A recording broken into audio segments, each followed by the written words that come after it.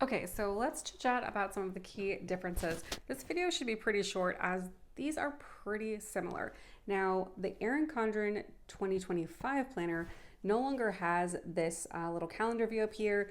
This to-do has been pushed up, and so you have more writing space down here. For me, there are two really key important differences between the Erin Condren Daily and the Spread a Planner Daily, and that is the length of time for the hourly section and the width that it takes up on the page. I love the spreaded planner because it gives me so much more space to write my to-dos. I even have enough space to separate my work to-dos and personal to-dos.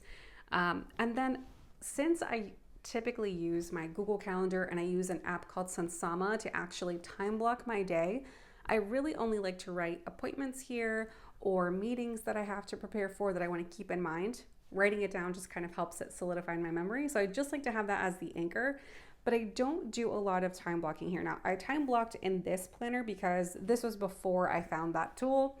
That tool completely changed the way I work. It is absolutely revolutionary. I will do a whole video dedicated to it, but I don't really use it for time blocking, and therefore I don't need all of this space. So I much prefer this more slender layer. Now this Erin Condren might be better for you if you have larger handwriting or if you just need all of that space. The other thing that I really like about Spread a Planner versus Erin Condren is the time. So Erin Condren goes from 6 a.m. only till about 8 p.m., whereas the Spread a Planner starts at 5 a.m. and goes all the way to 10 p.m. And you even have some extra space if you're more of a night owl and have events that last even later than that. So those are the two key differences. I have more space here. I like the layout. I also like the way the day looks. Like, to me, it just looks so much more neater. I don't know why, but I definitely prefer this layout. I also like how up here doesn't feel like I'm supposed to write in this section, but this area feels much more inviting to write a quick note about the day. I much prefer that. Now, prior to the latest Erin Condren dailies, which from what I understand, they now have like a dashboard with the days of the week, essentially like the week laid out. I really, really love how the Spread a Planner does their dashboard. So I'll show you a fresh dashboard so you can see what I mean. So it's like having two planners in one because you still have a weekly snapshot here. I can see any major appointments that I have, any big projects that I'm working on or themes for the week. I can track weekly habits here. So what I do, I've been tracking my workout here. I'd like to move that to the monthly section, but I like that I have that to do here. So at a glance, I can see like when I'm planning my week, I can see at a glance what's coming ahead all in one place. And I love this about this planner. And then I still have space to write like major to-dos. And sometimes what I'll do is I'll write down here kind of like the big things that I need to get done for the week, and then I'll go in and write down on the specific days when I'm thinking about doing that thing. But this weekly page was such a game changer for me. And Erin Condren does have it, but one thing that's different is from what I've seen, it's not dated. And I don't know about you, but for me, I really love a pre-dated planner. Undated planners make me so nervous because I'm always afraid I will forget or like write it down wrong and misremember. So I really, really love having this already dated and ready to go. So those are the two big differences. Paper quality. Let's talk paper quality. Hands down, my absolute favorite planner paper is Erin Condren. I miss it dearly. But one thing I hadn't noticed is that there is quite a bit of shadowing that I hadn't noticed before, but I don't see that with the Sprouted planner. Like, there's really not much shadowing at all. The paper thickness is pretty nice. It's not as thick as Erin Condren, but it really has minimal shadowing, which is very nice. And I was using the same planner and markers in both planners. What else? So the paper quality on the Spreaded planner, or I'm sorry, on the Erin Condren, it has that toothier grip. You know, it has a little bit more resistance. That's the part I like. This one though is a nice compromise. It's a nice in between. Like, it's not slippery or shiny like the plum paper. That one is way too smooth for me. This one, it still has some grip. It's very like, it doesn't shadow easily. And overall, I really like this paper. But hands down, Erin Condren still has it for me as far as like the way the paper feels when you write. That's one thing I definitely miss about Erin Condren, but it's not enough of a deal breaker. In fact, like I said, this paper quality in this spreader planner is still very excellent. The color is a little bit different, and I'm not exactly sure how I feel about it, but overall, for me, this is the winner. I've used it so much this year.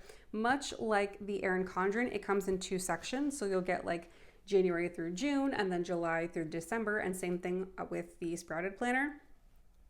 That can get a little tricky when it comes to storage because I'm somebody who loves to store all of their planners and save them. I still intend to do that. I'll just find the space, not a problem. So everything else is pretty standard when it comes to comparing like the months. I'll just compare. These aren't the same months, but let me go to a blank one so you can see. So here's the month in the Erin Condren. And there's a month in the Sprouted planner. It's a little bit more prescriptive, and I like in this section how it's like, take a look at your values, like essentially like a checklist to go back and remind yourself to look at your values, check on your people, look at your reminders and your year list to ensure that what you're planning for the month is aligned with those initial values that you set. I like that Sprouted planner kind of has a philosophy about how you should plan, but it still leaves you room to decide how you actually want to implement that. Like, it's not so prescriptive that it's telling you what to do. It's just kind of recommending like, this is a way that you can do this for optimal use of your planner. Dashboards. So they both have dashboards. They're set up a little bit differently. I much prefer, I'll put these side by side. They both have dashboards. I much prefer the Sprouted planner layout. I don't love this grid form because I never know what to do with it, but I love that this is lined, because what I like to do here is write down the things I'm planning to do that upcoming month. This is a little too freeform for me. And this, I never really took advantage of these grid pages. Like, I never knew exactly what to do with them. So yeah. But yeah, overall, I much prefer the Sprouted planner. Like I said, I'm definitely planning to continue with the Sprouted planner.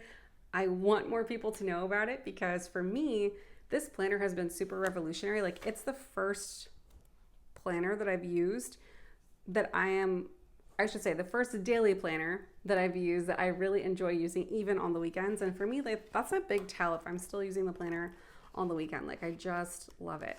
So yeah, that's a comparison, just a quick snapshot between the two. As far as the covers go, you have like the laminated Erin Condren that's typical. This one is more of like a, I don't know, like a cardstock. It reminds me of like the Emily Lay or the Day Designer planners. I like that it has the rounded corners and not the pointy corners. It's spiral bound, similar to Erin Condren, but yeah, I mean, they're both great options. If you're looking for something new or to try something, I would definitely recommend checking out Sprouted planner. What I like too is they have a printable. So if you're unsure if this layout will work for you, you can actually print out a few of these pages. And that's what I actually did. I printed out a few and I was like, you know what? I think I could really like this layout. And I ended up loving it. So if you're unsure, print out a few pages, see if it's right for you, and give it a shot. Definitely curious to hear your thoughts. If you have any questions at all, please leave them in the comments. I'm so happy to be a resource and answer any questions that you might have. But I hope this was helpful. If there's anything that I didn't cover that you would like me to, happy to do that too. All right, see ya. Bye.